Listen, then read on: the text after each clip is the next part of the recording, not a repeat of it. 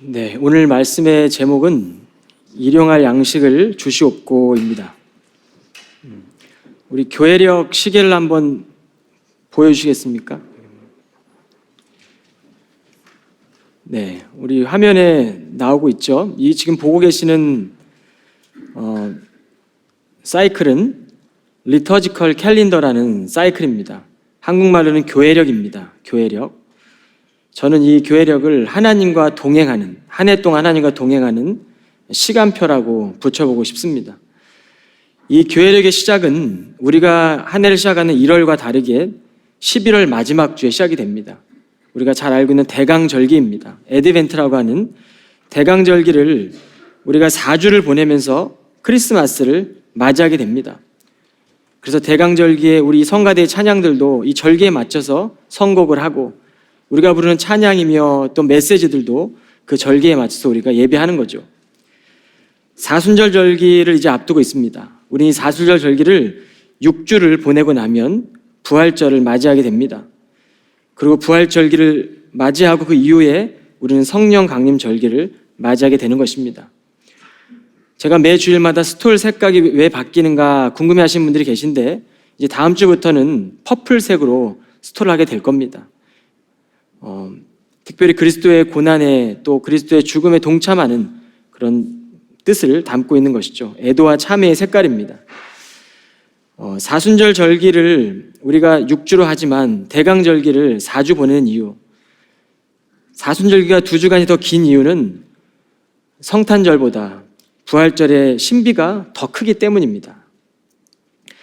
교회력은 크게 두 부분으로 나눠지는데 여러분이 보고 계시는 11월 마지막 주부터 쭉 6개월의 시간들은 예수님의 탄생, 또 생애, 죽음과 부활, 성령의 보내심을 순환하고 나머지 6개월은 올디너리 타임이라고 일상의 시간을 우리가 성령님과 함께 살아내는 시간입니다. 그래서 이런 한 해의 사이클을 다 진행하고 나면 우리는 새해를 또 맞이하게 되는 것입니다. 그렇다면 그리스도의 빛이 가장 강렬한 때는 언제입니까? 한 해 동안에 그리스도의 빛이 가장 강렬한 때는 기독교인들에게 성령 강림절입니다. 그리고 그 빛이 점점 약해지고 어두워지고 가장 어두워지는 그 순간이 바로 사순절기를 보내면서 그 빛이 점점 어두워지다가 고난주간의 한 주간을 마치고 난 뒤에 마지막 성금요일 십자가를 지는 그날 밤 그리스도의 빛은 가장 어두워지고 가장 꺼져가는 시간입니다.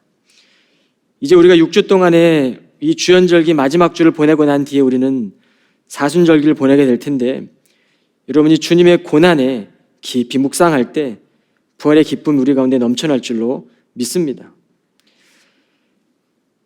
오늘은 교회력에 따르면 주연절 마지막 주일이죠. 그리고 이제 앞으로 수요일이 되면 제 수요일부터 우리는 40일 동안 그리스도의 빛이 가장 어두워지는 영적 여정을 걷게 될 것입니다.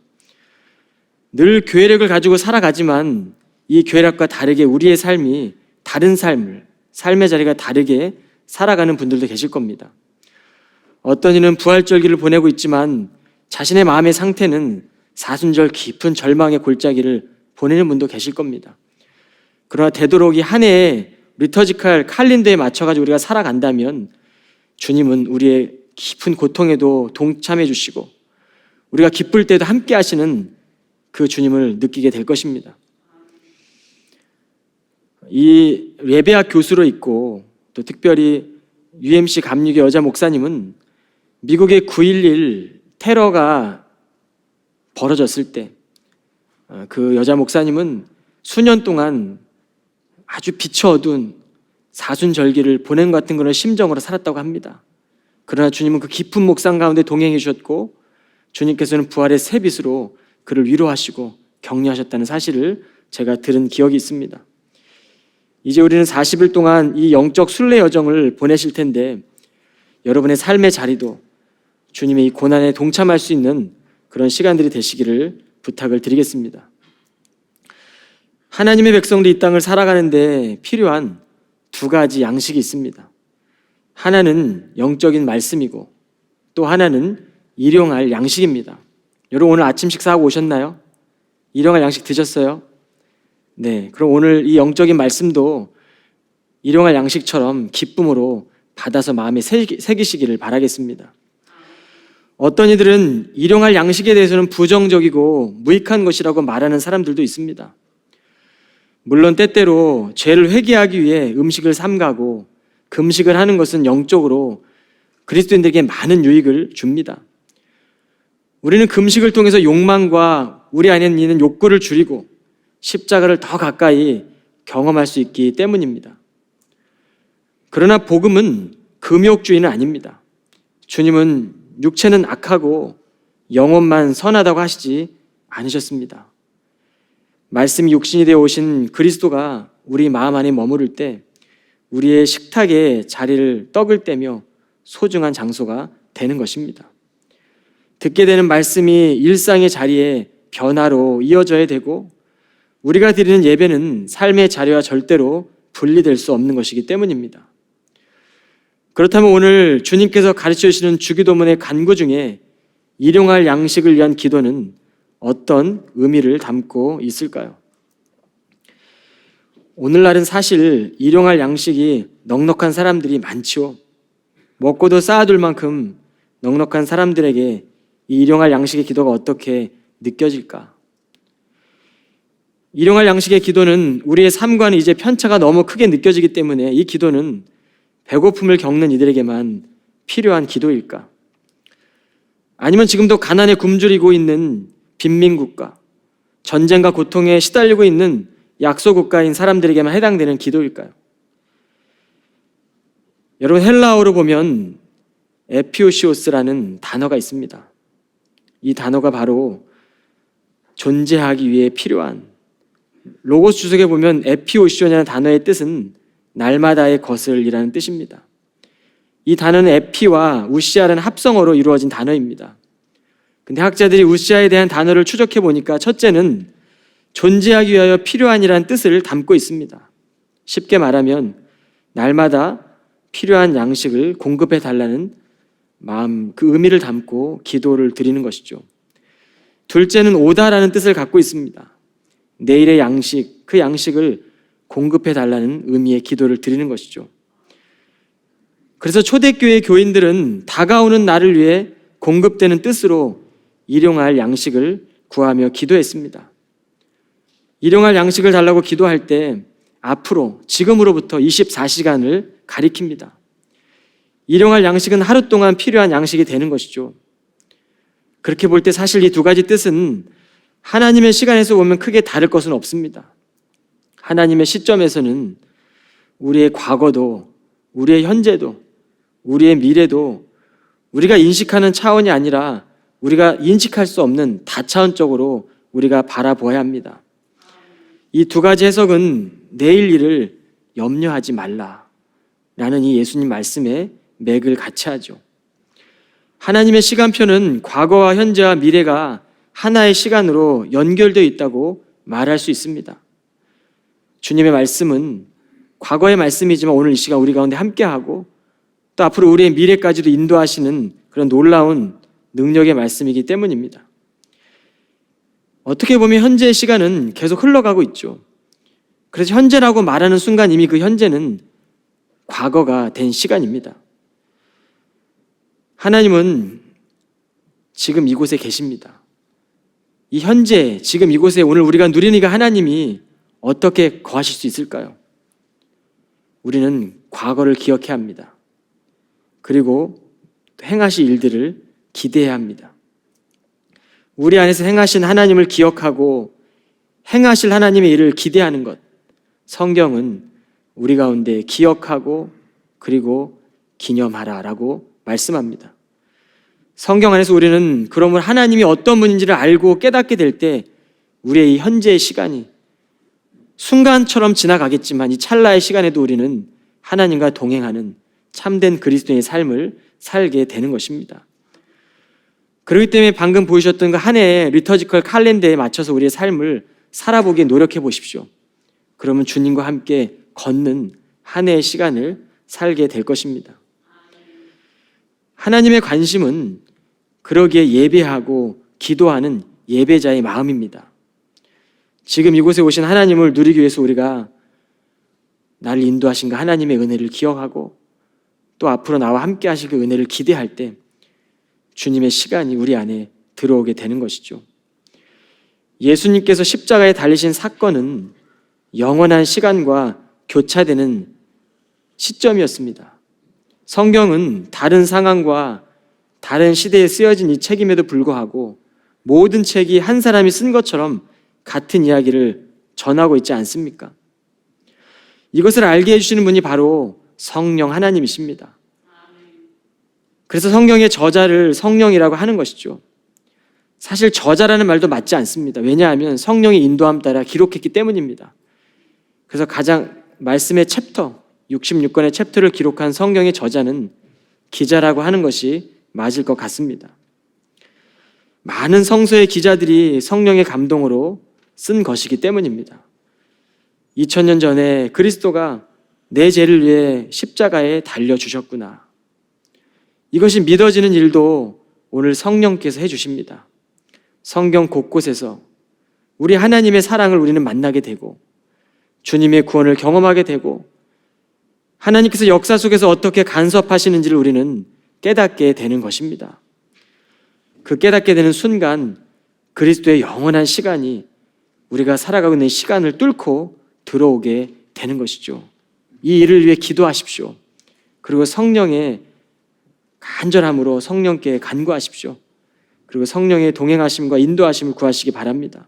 성령님은 그리스도 안에서 우리를 참된 안식과 쉼을 경험하게 해주시는 분이십니다. 일용할 양식을 먹는 것이 힘이 들고 불편한 일이 되고 누리지 못하는 사람들이 있죠. 몸이 불편한 사람들, 소화기관이 온전하지 못한 사람들, 일용할 양식 먹는 것조차 힘들 것입니다. 우리가 일용할 양식을 먹을 때마다 오늘 내게 주신 하나님 이 건강 감사합니다. 내게 주신 이 일용할 양식을 바라보며 주님의 은혜를 고백해야 되는 것이죠.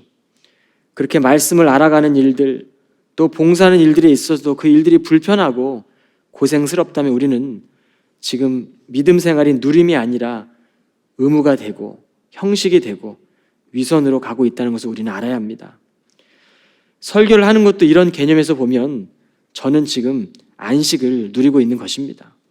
설교를 전하는 저도 그렇고 말씀을 듣는 여러분도 그렇고 오늘 이 시간 우리가 의무이기 때문이 아니라 주님의 은혜를 누리는 시간들임을 우리가 기억해야 될 것입니다.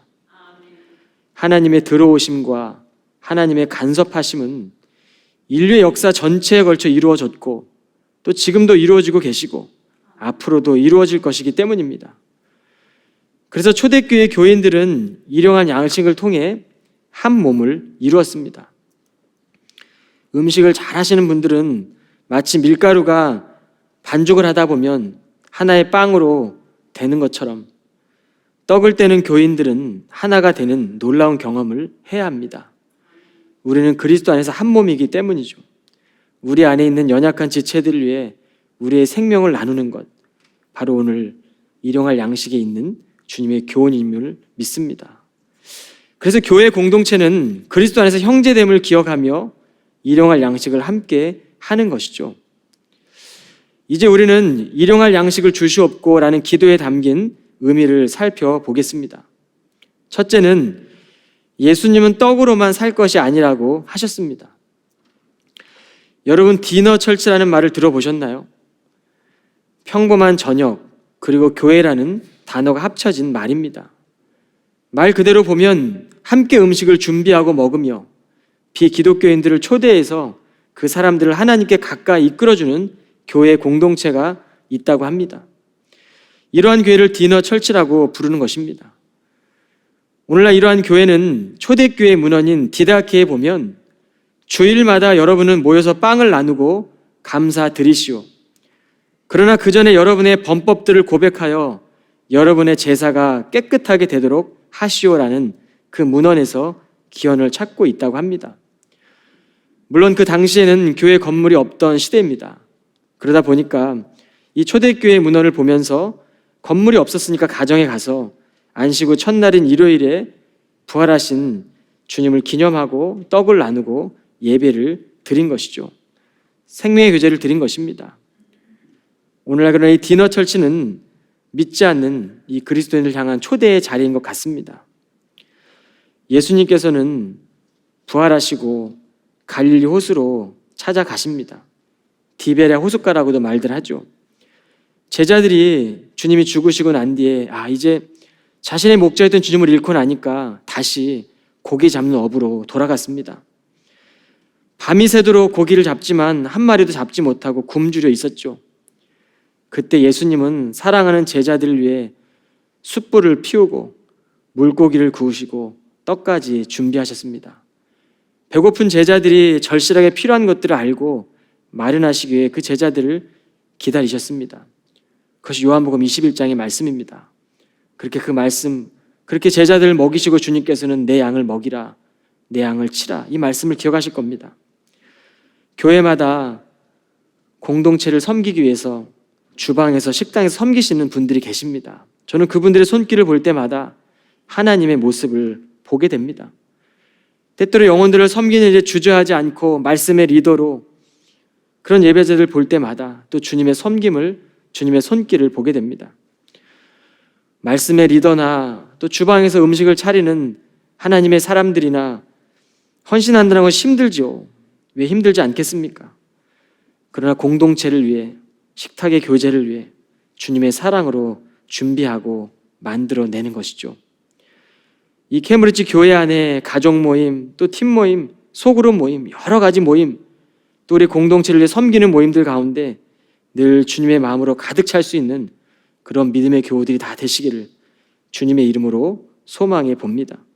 그래서 우리의 섬김을 통해 믿지 않는 사람들, 또 믿음이 연약한 지체들이 하나님의 모습을 바라보고 주님의 모습을 바라볼 수 있다면 넉넉하고도 건강한 공동체가 되어지지 않겠습니까? 우리가 자주 만나서 식사를 하게 되면 그 사람과 친밀해지죠. 이스라엘 백성들이 광야로 나갔던 것은, 하나님이 광야 학교를 입학시킨 것은 어쩌면 내 아들, 내 딸들, 이스라엘 백성들과 하나님은 친밀해지고 싶었던 것 같습니다. 그래서 날마다 그들에게 새 밥을 주시는 그런 시간들을 보내게 하십니다. 일용할 양식 주시기 위해서 하나님은 이스라엘 백성들을 광야 학교에 입학시키신 것이죠. 밥을 주시는 분이 누구신지 알게 하시는 40년의 훈련이었습니다. 여러분, 어쩌면 우리의 자녀들이 이제 커서 학교에 들어갔는데, 이제 처음 들어가는 거 학교에 입학하는 자녀를 한 달 된 밥을 주는 부모가 어디 있겠습니까? 그 아침 일찍 일어나 그 자녀를 위해 새 밥을 지어서 밥을 먹이고 그렇게 학교를 등교시키지 않겠습니까? 오늘 광야 학교를 입학시키시는 그 하나님 마음을 안다면 우리의 삶에 있는 이 광야의 시간들도 그리 외롭지만은 않을 것입니다. 하나님이 이 광야의 시간에도 날마다 때마다 우리에게 만나와 매출하기로 먹이시는 그 은혜를 경험할 수 있는 모든 교우들이 다 되시길 바랍니다. 그러나 오늘 우리의 일용할 양식을 보면 참 어렵죠. 자녀들을 위한 양육비도 필요하고 집을 소유하지 않은 사람들에게는 만만치 않은 이 보스턴 렌트비도 필요합니다. 그 밖에 하루 동안에 사용되는 모든 양식이 충당되려면 어렵죠. 이뿐입니까? 소비 문화는 소비를 통해 우리의 정체성을 드러내려고 끊임없이 유혹합니다. 대중매체를 통해 특정 상품이 유행이 되면 소유하지 않으면 뒤처진다는 생각을 지니게 하죠. 그래서 주님은 이스라엘 백성들을 광야로 입학시킨 것 아니겠습니까? 광야라는 이 죽음의 땅에서 매일 생존할 수 있던 그 비결, 하나님이 주시는 일용할 양식이었습니다. 하나님은 40년이라는 방랑생활 동안에 매일의 양식인 만나 매출액을 통해 공급하시고 그들을 낮추시고 훈련하며 그들과 친밀하게 동행하신 것입니다. 여러분, 오늘 아침 못 드시고 오신 분들 계시죠?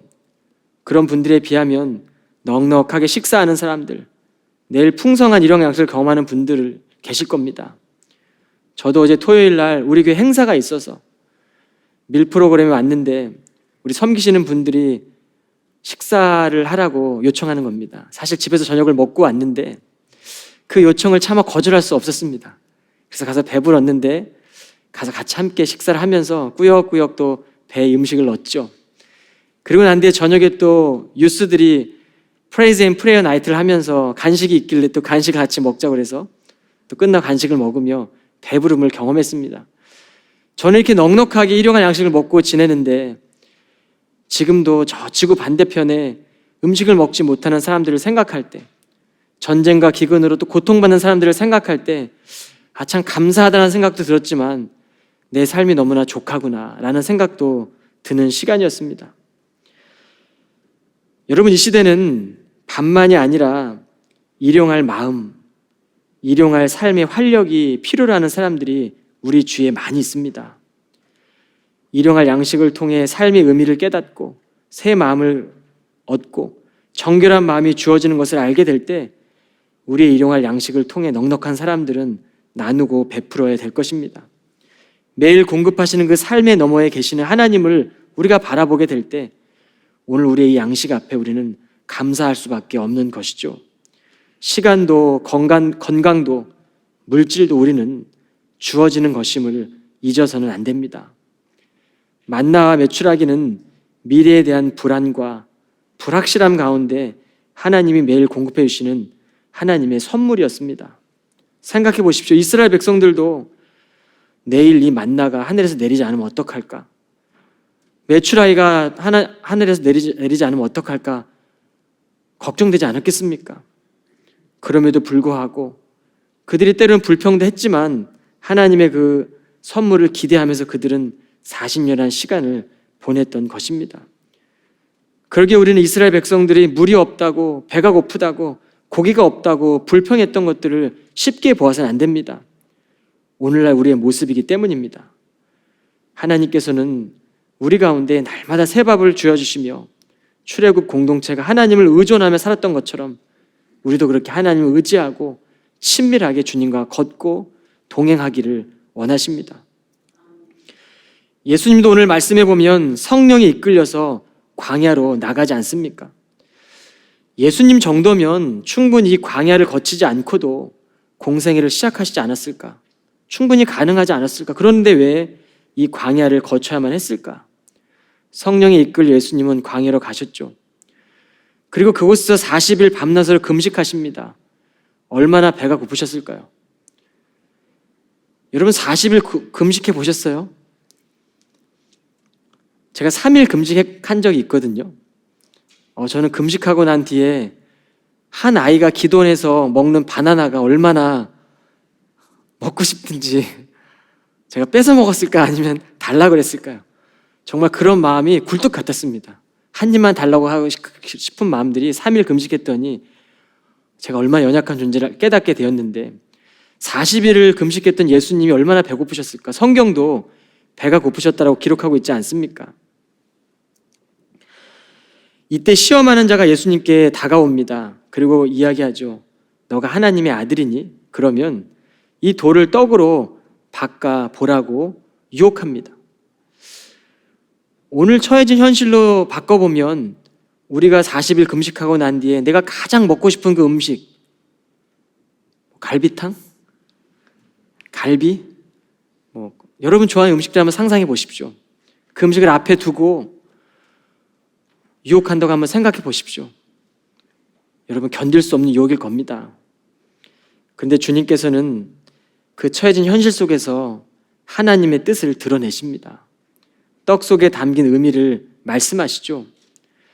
광야 같은 고통의 시간, 금식의 시간을 보냈지만 이 광야 같은 고통도 하나님은 언제든지 걷어가실 수 있는 분이시다라고 주님은 생각하고 있었습니다.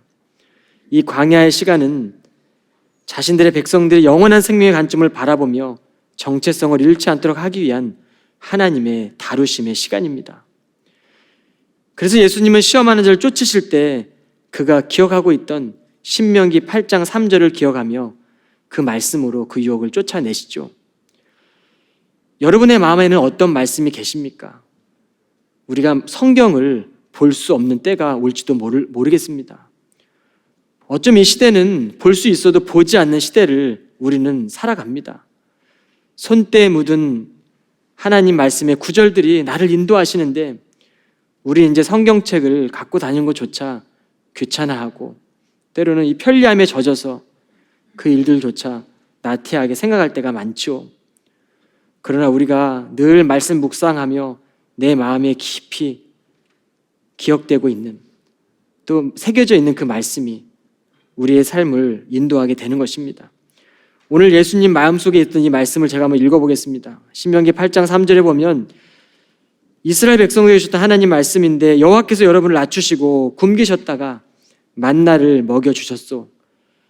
만나는 여러분이나 여러분의 조상이 한 번도 본 적이 없는 것이요, 여호와께서 그렇게 하신 까닭은 사람이 먹는 것으로만 사는 것이 아니라 여호와께서 말씀하시는 모든 말씀으로 살아야 한다는 것을 여러분에게 가르쳐 주시기 위함이요. 여러분, 이런 말씀을 만나 보셨습니까? 하나님이 새날 허락하시면 만나처럼 주시는 이 만나를 여러분 마음에 품고 계십니까? 예수님은 성도들이 이 세상 속에서 단지 떡 하나에 의지해 사는 인생이 되지 말라는 것입니다. 이는 육체적 생존 방식을 부정하는 것이 아니라 일용할 양식에서 진리를 발견하라는 것이죠. 현대인들은 일용할 양식을 내가 열심히 벌어서 잘 먹고 잘 살고 있다라고 착각하기도 합니다. 식당에 가서 내가 번 돈으로 지불하고 먹었으니 내가 이룬 것이라고 생각하는 게 당연하죠. 그러나 이러한 생각은 하나님의 생각이 아닙니다. 하나님의 관계가 끊어진 생각이죠. 성경은 생명을 주신 분이 누구인지, 우리가 살아가는 일이 어디서부터 오는지, 매일 생명력을 지닌 채 살아가는 것이 무엇인지를 기억하라라고 오늘 말씀합니다. 교회 역사학자 알렌 크라이더는 그가 쓴 초대교회 교인들의 일상을 보면 초대교인들은 도시의 음식을 먹고 시민으로서 모든 일에 참여하지만 거주하는 나그네의 삶을 살았습니다. 초대교인들은 도시 문화에 들어가서도 당시 로마 문화를 비판하며 시대 흐름에 도전하는 구체적인 삶을 살아가며 거주하는 나그네들이라고 불리었습니다. 이들은 사회적으로 힘이 없고 경제적 능력이 없었어도 다른 사람들의 관심을 끌기에 충분했습니다. 힘을 가진 자들에 의해 억눌린 자들을 자유로 인도하는 삶을 살았기 때문이죠.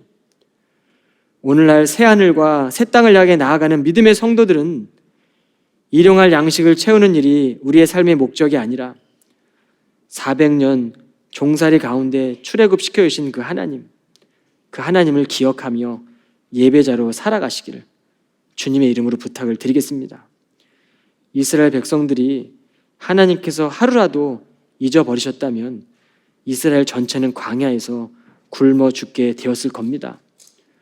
우리 이 캐므리지 교회가 일용할 양식을 먹으면서 매주일 이 설교를 들으면서 우리는 이 공동체에 담겨져 있는 시대적 사명과 과업을 예배와 기도를 통해 발견해야 되는 것이죠. 둘째로는 우리에게 일용할 양식을 주시옵고라고 말씀합니다. 우리가 잘 아는 주기도문의 구성을 보면 하나님에 대한 간구의 기도와 간청이 4가지로 드러나고 있고, 그리고 나서 우리를 향한 기도가 나오는데 그 첫 번째 우리를 향한 기도가 바로 일용할 양식에 대한 간구입니다. 여기서 우리는 우리에게라는 수식어를 주목해 보아야 합니다. 우리에게라는 말 안에는 일용할 양식이 없는 우리 안에 있는 사람들, 단지 먹을 것만이 아니라 하루를 살아갈 힘조차 없이 살아가는 우리 안에 있는 지체들을 포함하고 있는 것이죠. 양식은 단지 먹을 것만을 의미하지 않고 우리가 살아가는 필요한 모든 것과 모든 자원을 의미합니다. 그래서 우리에게 라는 이 수식어는 일용할 양식을 주시옵고라는 기도할 때마다 우리의 일용할 양식이 넘쳐난다면 우리 안에 있는 연약한 지체들에게, 그 이웃들에게 나누라는 의미를 내포하고 있는 것입니다. 세상이 볼 때 일용할 양식을 구하고 벌고 하는 것 결코 죄는 아닙니다. 그러나 하나님의 관점에서 볼 때 우리의 일용할 양식을 넘쳐남에도 나누지 않는 것, 성경은 죄라고 이야기합니다. 모든 인간은 아담 안에 있는 존재들이기 때문에 일용할 양식을 더 누리기 위해, 더 많은 것을 갖추기 위해 바라고 취하고 부당하게 사용하려고 하죠.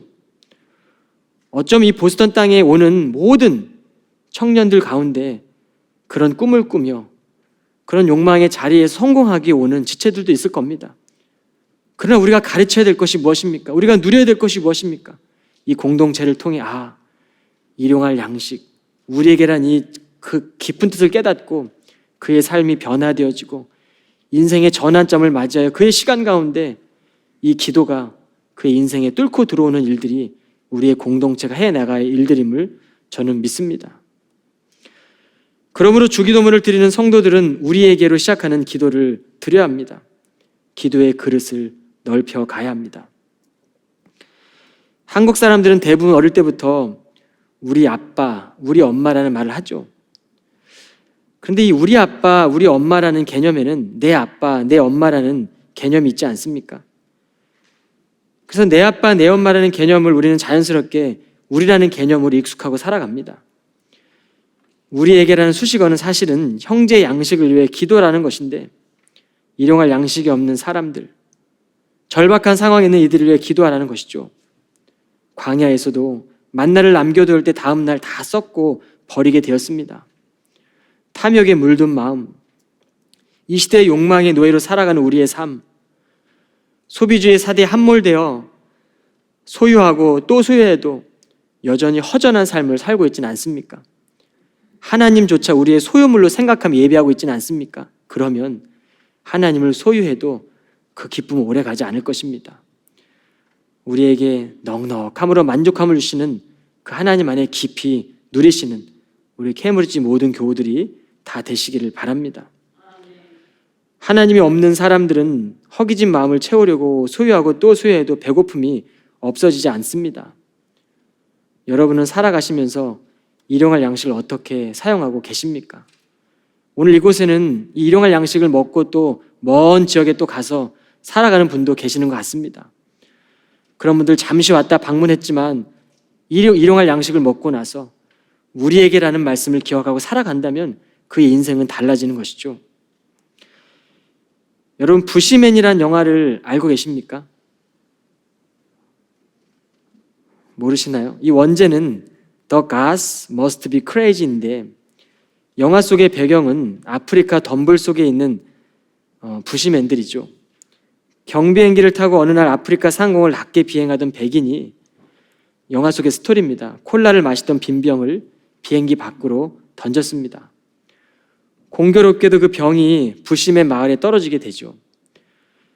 부시맨들에게는 하늘에서 내려주신 이 병이 참 신비로웠습니다. 요술 방망이 같기도 하고, 그래서 이 콜라병을 밀가루 반죽을 하는데 밀어보기도 하고, 과일을 놓고 내치고 과일즙을 만들기도 하고, 아이들은 이 더없는 좋은 장난감을 같이 가지고 놀게 됩니다. 용도가 밝혀지면 밝힐수록 신기한 물건이 됩니다. 문제는 하늘이 내려주신 이 신비한 콜라병을 서로 독차지하려고 부시맨들이 결국 원수가 되어 버립니다.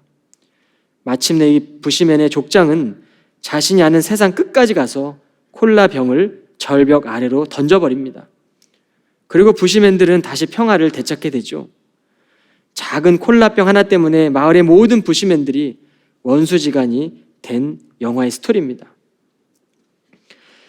여러분, 우리가 하늘에서 내려오신 이 만나와 말씀을 묵상하고 오늘 우리가 말씀을 듣지만 우리가 함께 쓰려 하지 않을 때, 그리고 나 혼자 독점하려고 할 때 콜라병 하나처럼 우리의 인생 가운데, 우리의 공동체 가운데 분란을 만들어낼 것입니다. 오늘날 많은 사람들은 더 많은 빵을 저축하고 싶어 하죠. 성공하고 싶고, 좋은 차를 타고 싶고, 유명해지고 싶고, 세상 속에서 거장이 되고 싶어 합니다. 그런데 여러분, 십자가를 바라보십시오. 이제 사순절이 시작된 우리는 십자가를 더 깊이 묵상할 것입니다. 십자가를 바라보실 때 생명을 주시는 그 하나님에 대한 경외심, 우리의 마음 깊은 곳에서 하나님을 향한 경외심과 하나님을 향한 그 간절한 목마름이 스멀스멀 차오르게 되시기를 주님의 이름으로 부탁을 드리겠습니다. 성공과 축복만을 향해서 기도하는 일은 자본주의적 가치일 뿐입니다. 하나님은 우리 가운데 주신 이 복음은 결코 혼자만 독점할 수 있는 그런 복음이 아니죠. 일용할 양식의 기도는 청지기의 삶을 살라는 기도입니다. 우리에게 일용할 양식을 주시고의 또 다른 의미는 하나님께서 주시는 것이기에 바르게 모으고 사용하겠다는 기도가 되어야 합니다. 일용할 양식을 왜 모으는지, 쓴다면 왜 쓰는지, 무엇보다 하나님과의 관계에서 이 돈을 어떻게 사용하고 있는지 명확한 기준과 명확한 생각이 있어야 되겠습니다. 미국 내 2024년 하계올림픽 개최 후보지로 우리 보스턴시가 선정된 것 아십니까? 후보지로. 기사를 보다가 이 기사를 봤는데 이 보스턴시가 유치 신청을 철회했다고 합니다. 보스턴시의 발전보다 다음 세대들에게 재정적 부담을 물려주고 싶지 않다는 이유 때문이라는 기사를 제가 읽었습니다. 지금 현재 보스턴 시장은 마틴 월시라는 시장인데 그가 이런 말을 했습니다. 올림픽을 다시 유치하는 것이 미국에도 좋고 보스턴에도 장기적 혜택을 가져오리라 나는 믿는다. 하지만 어떠한 혜택도 우리 시의 재정적 미래를 넘겨줄 만큼의 가치는 없다고 밝혔습니다. 인간의 탐욕을 제어하는 데는 용기가 필요하죠. 물질의 축적과 인간의 끝없는 욕심은 보다 좋은 미래를 가져다 줄 것 같지만 결국에 하나님을 떠나게 만듭니다. 일용할 양식을 구하는 매일의 기도는 우리가 가진 것이 언제든지 하나님이 걷어가실 수 있다고 생각하며 하나님과의 바른 관계에서 바른 생각과 옳은 기준으로 하나님 앞에 사용하겠다는 기도가 되어야 합니다. 여러분 200년 전에 어디 계셨습니까? 어디 계셨어요, 여러분? 200년 전에. 그럼 이제 200년 후에 여러분 어디 계실 거예요? 그렇다고 우리가 일용할 양식 앞에 두고 어떤 기도를 드려야 되겠습니까? 셋째는 일용할 양식은 쉼을 주시는 기도입니다. 그리스도인들은 먹는 것을 앞두고 매일 식사 기도를 드리지 않습니까? 요즘에 그리스도인들 식사 기도 안 한다는 소리를 제가 듣는데 잠시 눈 감고 아니면 스쳐 지나가듯이 생각 속에서 하고만 밥을 먹는다고 합니다. 예전과 많이 달랐죠. 예전에 음식 앞에 두고 정말 간절하게 기도해야 했던 분들을 제가 많이 봤는데 요새 젊은 사람들은 다 그런 건 아니겠지만 그냥 순간적으로 찰나의 기도를 드리고 음식을 먹는 걸 보게 되죠. 여러분 다시 결단하십시오. 음식 앞에 두고 식사 기도하는 건 노동에 지친 하나님의 사람들에게 주님이 주시는 쉼의 기도입니다. 그 잠시 기도하며 안식을 누리고 쉼을 얻으며 일용할 양식 주시는 거 하나님 앞에 감사하며 누릴 수 있는 그런 마음의 넉넉함, 그 축복이 우리에게 복이 되시기를 주님의 이름으로 부탁을 드리겠습니다. 이 기도의 영성은 매 순간 노동을 하며 안식하며 드리는 기도이죠. 쉬지 않고 기도하는 것, 일하는 것 하나님 보실 때는 옳지 않습니다. 하나님을 신뢰한다면 세상을 살아가면서 일도 반드시 필요하겠지만 안식도 필요한 것입니다. 일용할 양식의 기도를 드리며 때로는 우리의 불안함, 우리의 경쟁심, 때로 우리의 불평과 불만, 우리의 정죄와 불확실함을 주님께서는 안식하기를 원하시는 기도입니다. 그래서 우리가 이 식사의 기도 시간에 우리의 몸과 영혼을 주님 앞에 맡겨드리며 일용할 양식을 먹게 될 때 주님과 함께 누리며 우리 안에 우리의 건강도 책임져 주시고 우리의 삶에 쉼도 허락하시는 그런 놀라운 복된 기도임을 기억하십시오. 예수님의 식탁에는 죄인들이 자주 초대되어 왔습니다. 그때마다 예수님은 떡을 나누며 식탁 앞에서 하나님 나라의 이야기들을 많이 나눠주셨습니다. 스토리텔링을 하면서 하나님 나라는 이보다 더 풍성하다, 하나님 나라의 음식을 먹을 때 이보다 더 복되다라고 죄인들에게 자주 들려주시며 하나님 나라를 말씀하셨습니다. 예수님은 떡을 나누는 자리의 주인이십니다. 그 자리에 온 모든 죄인들은 떡을 나누며 교제를 즐겨야 합니다. 우리는 일용할 양식을 위해 기도할 때마다 이제 앞으로 장래에 예수님의 식탁 앞에서 우리 믿음의 모든 교우들이 둘러 앉을 것을 기대해야 합니다. 46년의 역사 가운데 스쳐 지나갔던 또 기도했던 수많은 사람들, 그들이 함께 모여 둘러 앉아 기도하는 그 식탁의 자리를 우리는 기대하고 기도하며 바라봐야 합니다. 그래야 이 지금의 현실을 우리 가운데 분열과 불평하지 않고 하나님 안에서 죄인된 우리가 주님의 풍성한 복을 누릴 수 있는 공동체가 될 것입니다.